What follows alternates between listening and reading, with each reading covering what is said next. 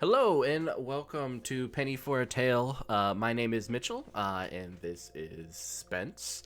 Hi. And we are a Twitch slash podcast focusing on tabletop role playing games, the new, the exciting, the amazing. And today we have a very, very special guest, Logan Bonner, lead designer for Pathfinder. Logan, why don't you kind of just give us kind of a little intro to who you are? All right. Hi, everybody. I'm Logan Bonner. I've been at Paizo for many, many years now. My first book was Ultimate Equipment. I've been here since then. One of the four people who designed second edition of Pathfinder, and I've worked in little bits on Starfinder and a bunch of Pathfinder first edition books over the years. And now I'm the Pathfinder lead designer, which means I'm kind of taking a more instrumental role on kind of the overall kind of drift of the line and what books we're doing and how we execute those, all that kind of stuff. Awesome stuff. So, Pathfinder 2A came out last year at Gen Con to great effect. People, from everything I've heard, love the system, love the changes and everything like that. When you first heard of the new edition, what were kind of like your first thoughts about like what it could be, what you wanted it to be? Hmm. So when I first heard about it, it was kind of one of those things. It's like whenever you're working on a game, you kind of have to have some idea of what the next iteration would be. And a lot of the early thinking is kind of like, oh man, I'm so tired of this thing. I wish things were different. Mm-hmm. I think for me, the main thing I wanted was for it to feel more, a little more flexible, especially with some of like the things that the GM has to track. Some of like uh, the piles of penalties for like a perception check, and you have to reference a table if you really want to play Yeah. exactly by the rules. So I think kind of making it something that was a little more focused on the players and the GM kind of making the calls as they play.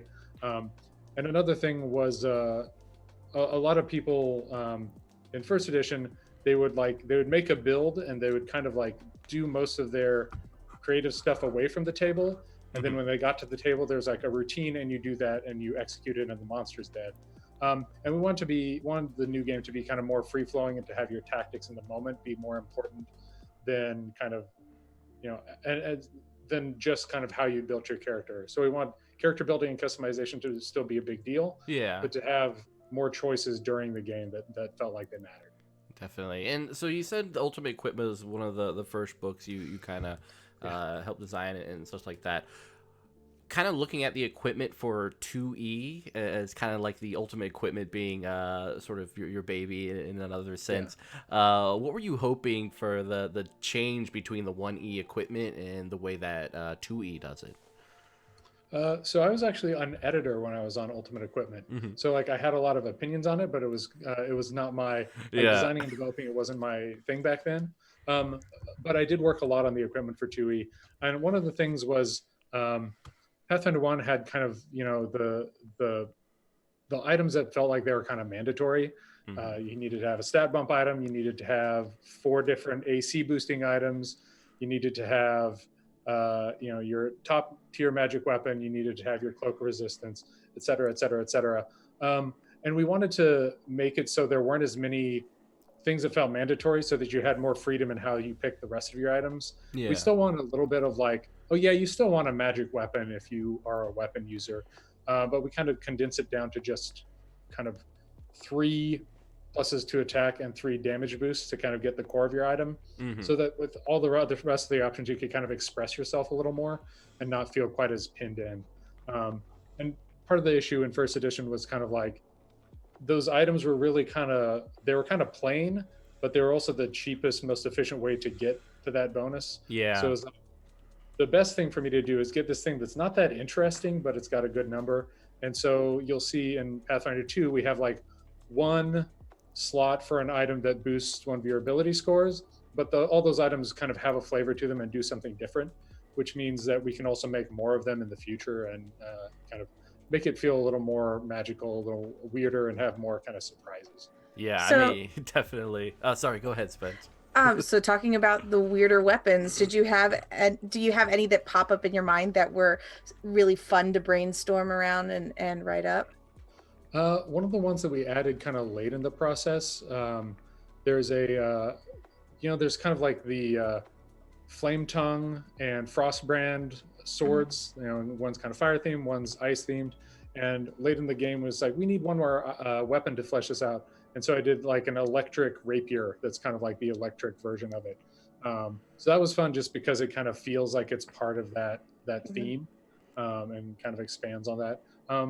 We've got some cool ones coming in APG too, the Advanced Player's Guide. I Ooh. can't talk about those very much yet, Yeah. but But we now just we're kind of all curious, so now we're just gonna have to salivate and wait. Yeah.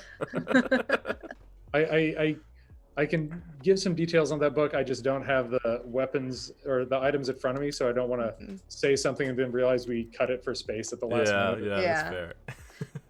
So Mitchell, no, Moth is not allowed to have the electric rapier. I think he will. It's one of my characters. No. But Logan, so you guys went from in terms of like for your martial characters and anyone who likes to throw down in melee, you go from the 1E, the +1 does to hit and to damage, to 2E where like you got the striking as well as the potency, which very much changes kind of like the way you think about kind of damage and how you progress through. What was kind of the main thoughts of instead of just giving that flat static bonus to damage, the increase in damage die? I think one of the initial reasons for it was just because it sounded cool. Yeah. It's like, oh, that feels like a big deal. And I can't remember who came up with that. I think it was probably Jason. But just kind of like having this thing that was more kind of evocative. And it also ended up working really well for kind of how we scale damage, Hmm. because the way spells scale up, if individual attacks are scaling up, that means that in first edition you're doing a whole bunch of attacks, and getting trying to get things to give you extra attacks so Yeah. that you can get your damage up. And having that extra damage die means each attack does more, so you don't have to have 6 rolls for your turn. You can do 3 rolls and it still feels like you got a lot out of your turn. Yeah. One of the things we really focused on was kind of getting as much bang for your buck as you could, and not doing a bunch of stuff that kind of feels like it's routine. um, so that ended up helping with that in the long run. And it was kind of a lot of ideas kind of come out of, uh, well, what if we did this? That might be fun. And then we kind of figure out, oh, that actually works really well. Or Yeah. if we tweak it slightly, it works really well for how the math progresses, and that kind of thing. Definitely. So, I mean, kind of one of the things that people have struggled with Pathfinder was kind of like the progression of a martial character versus a caster character. What did 2E kind of do to address or move forward with that so that both kind of feel like they're progressing in a way that it feels balanced, I guess? Yeah. So one of the things we did was we kind of started out with kind of a template for class progressions. Hmm. So every other level, you're getting either a feat or you're getting a class feature. And all the classes get feats at the same levels, and they all get class features at the same levels. But what those class features and what those feats do is really different. Yeah. So you can build a wizard and then go build a fighter, and you'll know how to build that character a little more cleanly, Hmm. but you'll see that they do just such different things that it doesn't really, they still feel really different. And I worked on D&D 4th edition back in the day, Hmm. which was, in my opinion, it made them all too similar a little bit, where it was like, we are progressing at the same rate, but we're also getting the same kind of thing. Like this is a Yeah. that I can use once per day. This is a medium attack I can use once per encounter. And it kind of it made them feel a little samey. And I think this is kind of this nice middle ground where they aren't so radically different in structure that Hmm. you don't have any frame of reference, but they're doing such different things that you can really see how one is vastly different from the other. Yeah, definitely. I remember fourth edition was what brought me into the tabletop Mhm. hobby, and it was something I loved and enjoyed. But yeah, you definitely have that kind of, especially the way they kind of made it feel like a video game, very much like the classes, everything could sometimes feel similar. Yeah, and two of us who worked on Pathfinder Second Edition had worked on fourth, but we both kind of had our own kind of issues with it. So we got to kind of be like, okay, we had some good perspective on what were the good parts and what were the rough parts, so we could kind of pull the best of the best forward and do something completely different for everything else. Yeah, that's fair. So with the kind of new look at magic items compared to 1E, just kind of moving away from the have to have this, have to put this on your character for that stat boost. How did it kind of change the way you developed the mechanics of every class?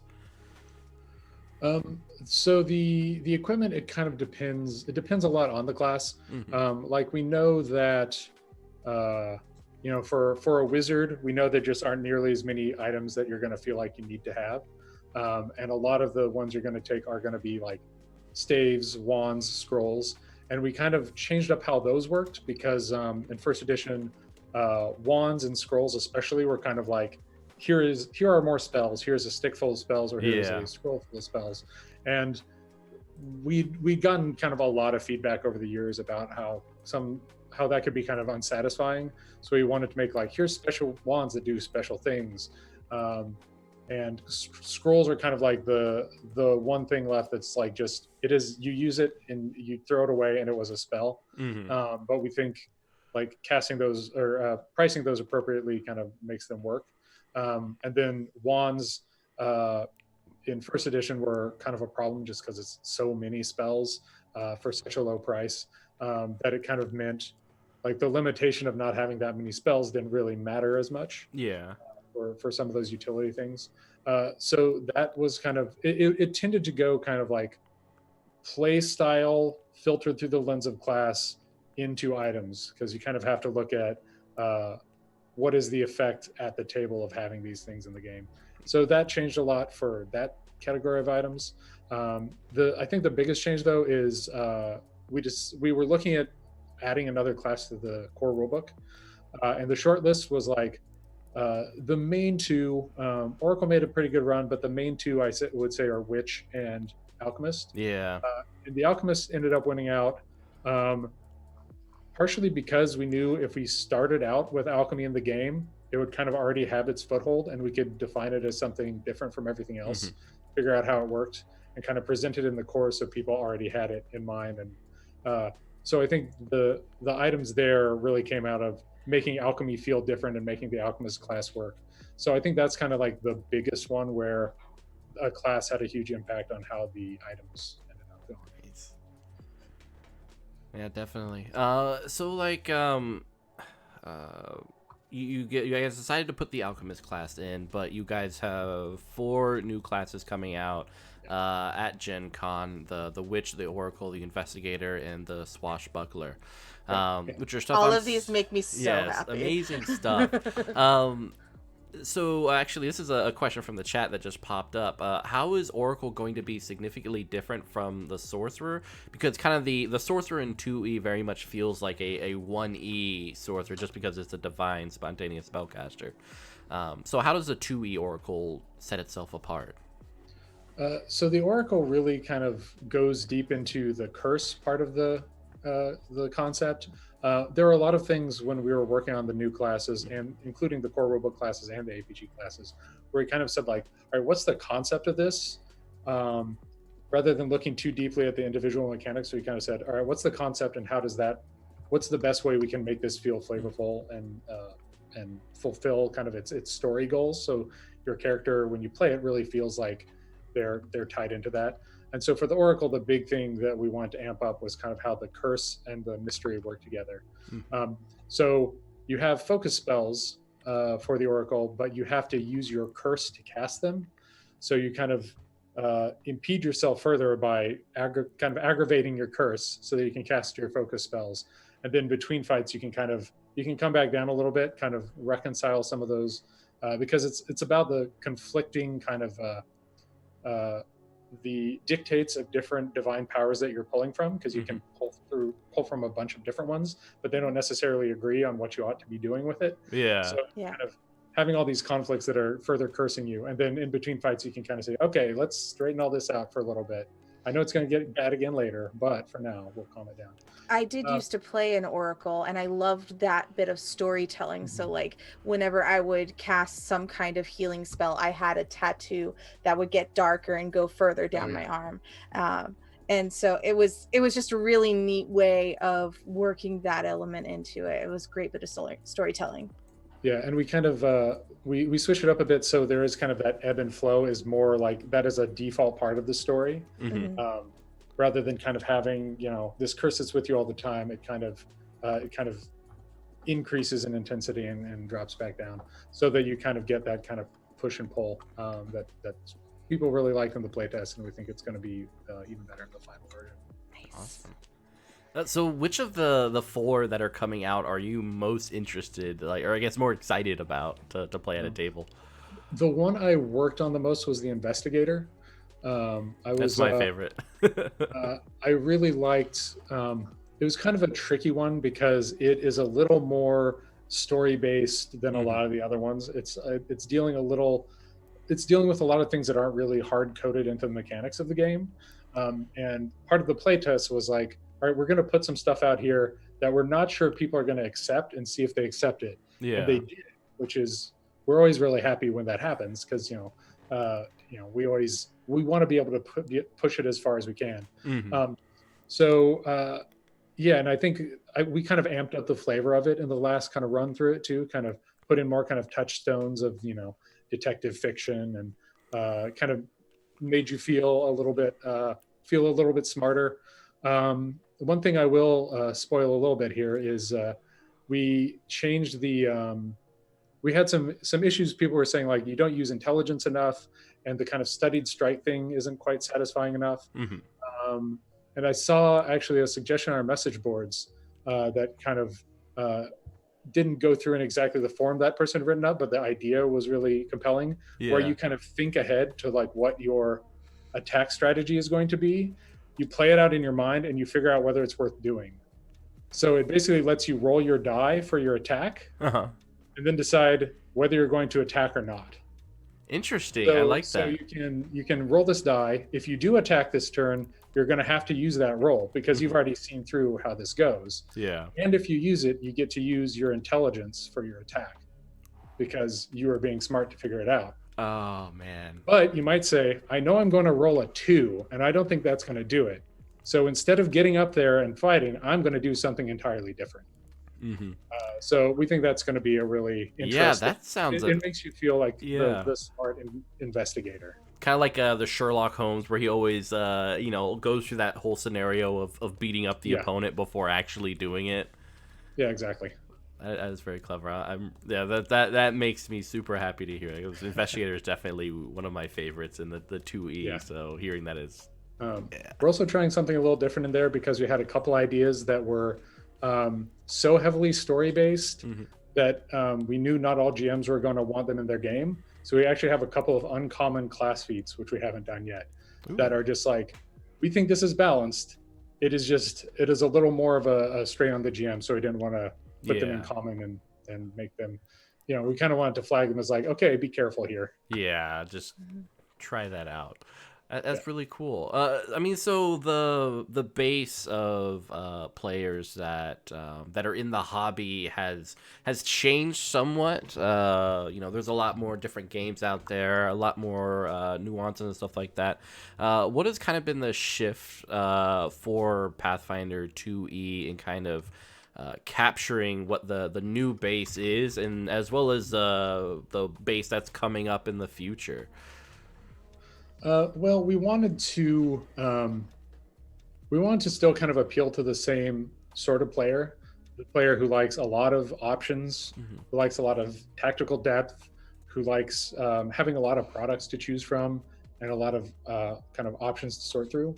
But we wanted it to not be that has two sides. One is like the person who really loves all that stuff, and then there's the player who kind of feels overburdened by all that stuff. So we wanted to kind of construct it in a way that we could expand on it, but that it wouldn't be quite as overwhelming. And it would be a little clearer, kind of like what's essential and what's not. I and I think kind of the fan base overall has been exposed to just so many more games that they're a little more they're going to have a better idea of what they really want. So we want to kind of make the intentions of the game a little clearer from the start. So, but it's still kind of like, if you like fantasy games, if you like, a lot of tactics, this is the game for you. We just didn't want some of the kind of more kind of difficult to adjudicate and harder to understand stuff. We want to be a little more straightforward, more exciting. So it had kind of like a really nice point of view. Awesome.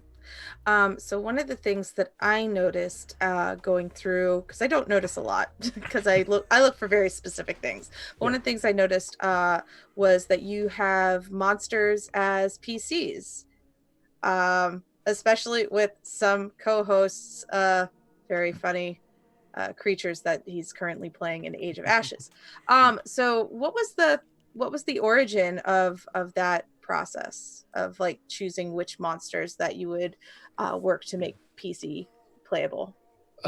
So I think that's something that the culture overall has kind of become more interested in recent years. I think that's kind of like an evolution where people like they'll play games and they want to romance the monsters, or they don't have as much of a sense of like there's more of a sense of play, I think, in the community, and less of like, monsters are these terrible evil things that we have to kill. I think there's always been some of that, but I think it's kind of gotten more pronounced in recent years. And we knew that, this all kind of started with the goblin. There was always going to be some amount of playable creatures, but the decision to put the goblin in the core is kind of the big thing that's like, well, now that this door is open, there are a lot of things that are less weird than goblins that people want to play. But the goblin kind of came about because, they've kind of been Pathfinder's mascot the entire time it's been around. Like in that very first adventure in Burnt Offerings, they were the primary antagonists, but they were really kind of engaging and fun and weird and horrifying but cute at the same time. And over the years, people have really gotten into those, and we've done the free RPG day adventures where you play as goblins, and people like it. They have a fun time, being a little silly, and they're so evocative that putting them in the core, it was still kind of a tough decision, but we knew that people were going to have fun playing them. So it was never a question of like, is this going to be interesting enough? It was more like, this is interesting, but is it going to counter too much their reputation as being bad guys for so long? But I think it was the right time to do that. And the other ones that we've added, the first one was lizard folk. Then there are going to be some more in the APG, like the orc and the hobgoblin and lizard folk are both in Austin's character guide, if I remember correctly. And then APG is going to have like the orc, and it's also going to have some cat folk, rat folk, and so on. So yeah, I think we kind of wanted to make sure that a lot of these kind of fan favorites we're going to get into the game. You don't want to push too many out too quickly, but like the APG was a good place to expand on them. Last time was character guide was a good place to expand on them, and maybe more stuff in the future. We've also, since we changed the way the ancestors are presented, we have a lot more kind of opportunities to kind of show their personality through feat choices and stuff like that, so that you can really kind of like make quirky characters even within that ancestry. Awesome. So I was going to ask you, what is your favorite monster to fight or to throw at people? But I would rather say, what is your favorite monster to play if you have the opportunity? I think probably a lizard folk. I've always kind of liked them. I think kind of thinking in a reptilian mindset is pretty fun. What does that look and sound like now? Oh no. I think for me, it's like being cold-blooded. I think I'd be like kind of ponderous. Just kind of take my time before I said anything, be succinct, and not really like, I think there are some parts of like sentimentality that feel different Okay. for lizard folk, how I would play it. I'm not saying anything about them in our world or how other people play them, but just like Yeah. the way I would want to play. I think it's kind of a kind of pragmatic because you've seen all these mammalians kind of come and go. You're just Mhm. like, oh yeah, I remember two. 200 years ago, these guys were around this parts. That's what killed all of them. So Yeah. Mhm. be careful opening those kinds of doors.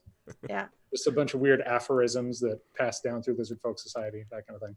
I like that. Ah, very cool.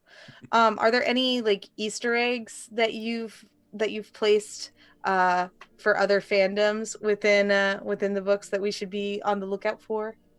No, we try not to do that too often because it Okay. kind of gets into dicey legal waters. Gotcha. But we have had conversations here about kind of like the difference between like Easter eggs, which are kind of like hidden plot lines or tropes versus like homages and kind of references that reinforce kind of the style of something. Mhm. Right. So like working on like the investigator, for example, there's some stuff that is kind of like inspired by detective fiction and that kind of thing, that having it in there kind of helps the player make the connection in their head to like, Yeah. oh, okay, this is kind of like that scene I saw in in that book.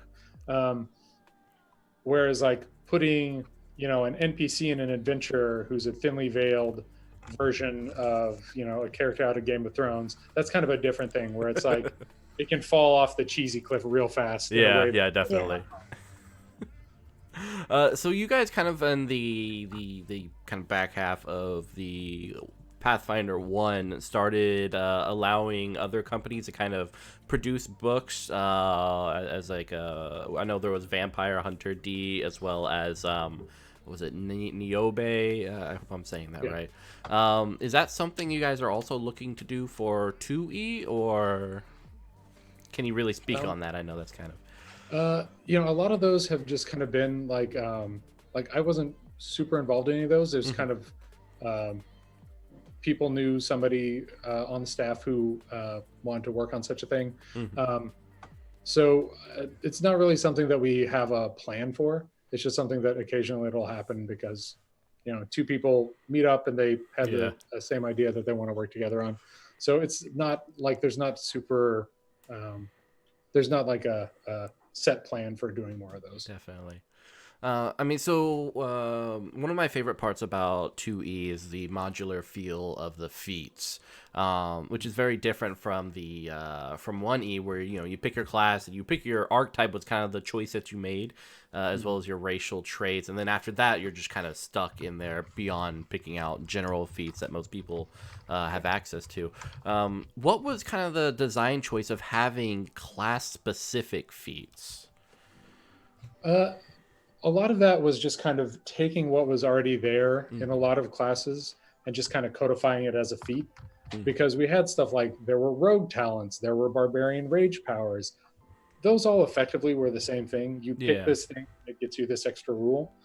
So we just kind of wanted to teach the player, like, here's what feat means. It means it is a rules nugget that you choose and slot into your character. And then there are categories of them. There are ones from your feats, there are ones from your class, there are ones from your general feat slots, there are ones from your skill feat slots. So really it was just kind of saying these all work pretty much the same. You select them with the same set of restrictions. So let's just kind of call them all feats. That's the main thing behind it, was just kind of having a basic structure that was easily translatable. All right. So I think we're kind of getting up to the end of the time here. But I do have a question. What was it? So when you guys were working on 2E and everything, compared to 1E, what did you guys look into for like the social, kind of all those rules that people kind of halfway did at the table, whether it was like diplomacy or like the grapple rules, bluff and all that other stuff? What you guys do to kind of make that more of a part of the table? So I think the main thing is we had the three action structure. So a lot of things was kind of like finding a place for it within that, because if you have 3 actions per turn it's pretty easy to set kind of like, this is how much effort this takes. So we had things like trying to recall knowledge about something, it takes an action. Trying to grapple something is an action that has the attack trait, so it's just as kind of exhausting as doing an attack. So part of it is kind of that structure where you can see how everything slots in a little more easily, and it's more flexible than having just like, well, I spent my whole standard action on it and it was a waste of my time, right? Yeah. Which could be kind of a reason to not do things in first edition. And in second edition, we have something like Demoralize. It's like, it can be a really good use of one action, because even if all you want to do is attack, your third attack might not hit, so maybe you'll try something else. Try something else. So part of it was kind of giving. Part of it was how much that structure freed us up to do things a little differently.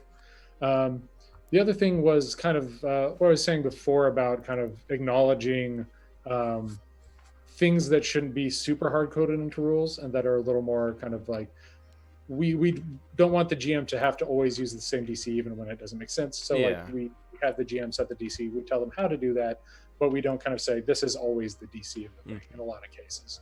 And in places where it does make sense to have that, for example, like the Demoralize thing, we have kind of that rule of you can make anything into a DC by adding 10 to it. So you go against their will DC because that had something that is clearly, kind of one-to-one. And I think the one of the final questions I have is definitely for multi-classing, which looks drastically different than in 1E. What was kind of the goal there? I think the goal was to make it a little easier for a new person to multi-class and to understand it, and also to kind of tamp down on some of the weirder kind of balance issues raised by multi-classing, because there was a lot of stuff like, if you wanted to know how to really build a good multi-class first edition character, you had to take the levels in this order, and you take exactly this of each.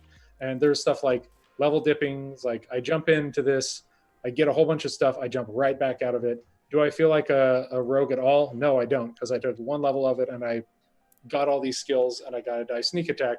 But when I'm level 12, do I still feel like a rogue? Yeah. Not really. We gave kind of the required number of feats you have to take of an archetype, of a multi-class archetype, to get out of it, so that you kind of had committed to kind of making that character a little more, rather than kind of ending up with kind of a weird mission. Yeah, bouncing around to all these certain things. And the archetype structure, once we kind of realized, we knew we wanted to have archetypes because they were really popular in first edition, but we kind of wanted to revamp how they worked because they were confusing to use. And kind of that new archetype structure, since we knew class feats are pretty powerful, we knew we could give you really good stuff for giving up those class feats into an archetype. And we have like 40 some new archetypes in Advanced Player's Guide. Ooh, man. There's multi-class ones, but there's also like, I want to be an archer in addition to whatever I am. There's an archer one. There's one for, getting a familiar or animal companion, even if you're a class that doesn't normally do that. There's a lot of kind of cool stuff in there that is going to introduce a whole lot of flexibility. That sounds amazing. So we have a question from the chat, and it is, what is the scariest / hardest part of 2E design and publishing? Oh, the hardest / scariest part.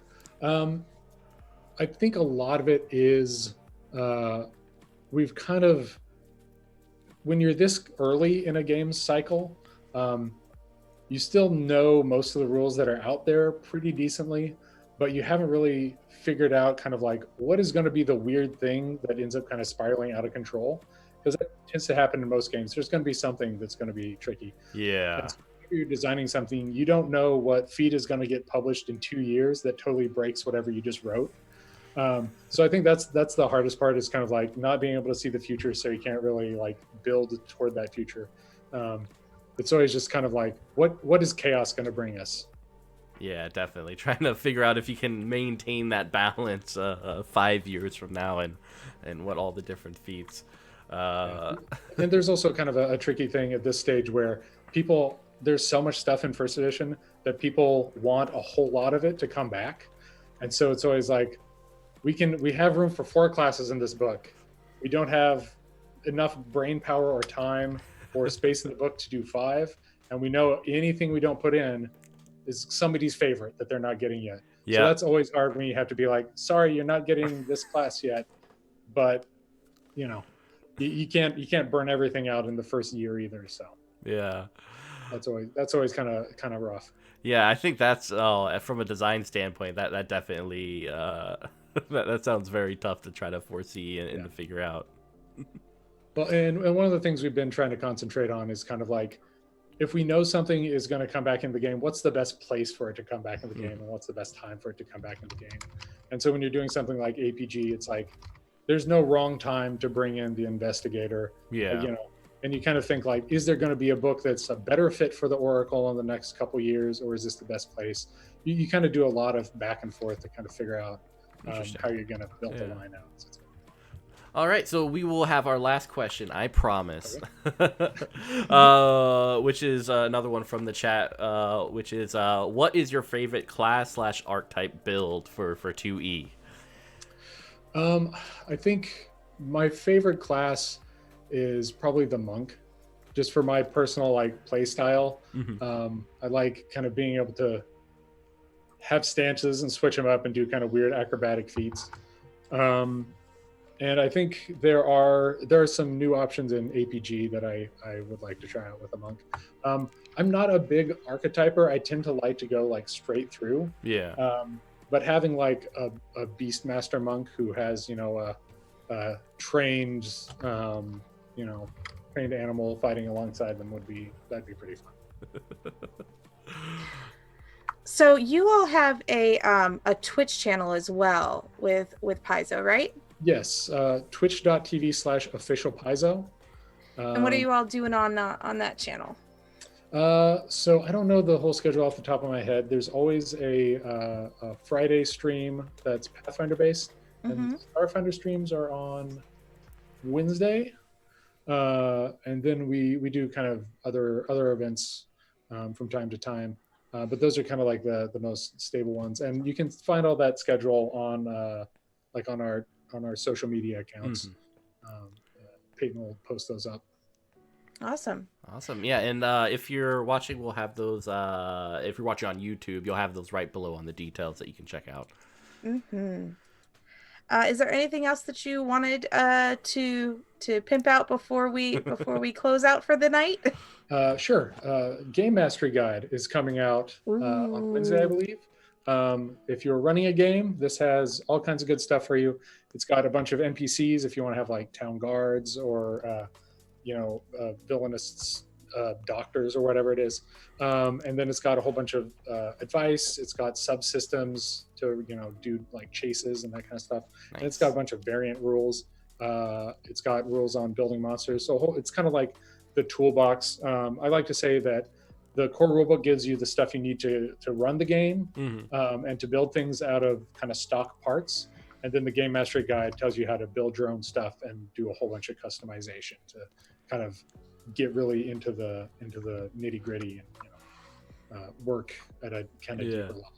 Awesome. Well, you guys heard it here on Penny for a Tale. Definitely check that out Wednesday. Go to your local store or check out right over at Paizo, their online store, and grab that game. I know I am. It's going to be amazing. So Logan, thank you so much for joining us here at Penny for a Tale. Spence, have anything to say? At this point, thank you for creating such an awesome game. And we're having a blast every other Sunday. And I want to thank our audience for being with us, asking some awesome questions. You can find our full schedule over at pennyforatale.com. And tomorrow we're going to be playing Good Society, a Jane Austen RPG with Hjalmar Norden. Hopefully I said that correctly. from Red Moon Role Playing. So Yeah. And come then back and Sunday, see us. and Sunday Yeah. you can continue on with us as we continue with Age of Ashes, book 1, and then try to survive the next session. So You guys don't know how to get healing potions, do you? yeah, we don't. So Logan, thank you once again, and we hope everyone has a wonderful night. So see everyone later. Bye.